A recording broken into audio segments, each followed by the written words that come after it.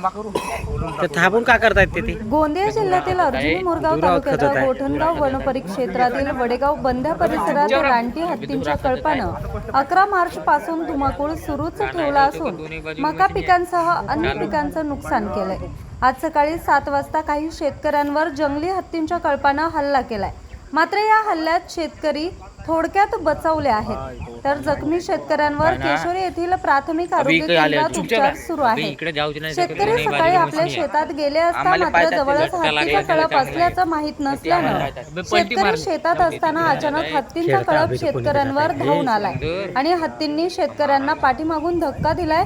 काही शेतकरी जखमी झाले तर शेतकऱ्यांना तेथून पळ काढावा लागलाय।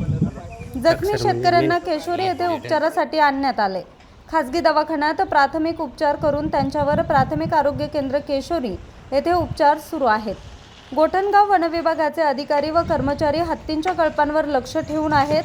तसेच शेतकऱ्यांनी शेतात जाताना सावधानगी बाळगावी असं आवाहन वनविभागानं केलं आहे।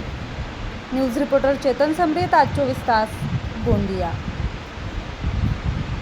आसाराम शुक्र नेमका मी शेतात गेलो 7 वाजे, मला काही हत्ती दिसली नाही, पण ते अचानक मला येऊन पण ते हल्ला केला, मग पडलो मी। आता जीवहानी काही झाली नाही, परंतु मला शासनाला काही नाही काही मदत द्यावा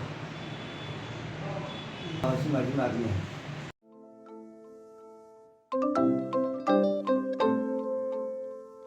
नवनवीन आणि ताज्या घडामोडींसाठी आज 24 तास सबस्क्राईब करा। त्याचबरोबर बेल आयकॉनवर क्लिक करा आणि मिळवा आमच्या बातम्यांच्या नोटिफिकेशन्स। तसेच आज 24 तासची प्रत्येक बातमी आपल्याला कशी वाटली हे कळवा, लाईक करून, कमेंट करून आणि आमच्या बातम्या शेअर सुद्धा करा।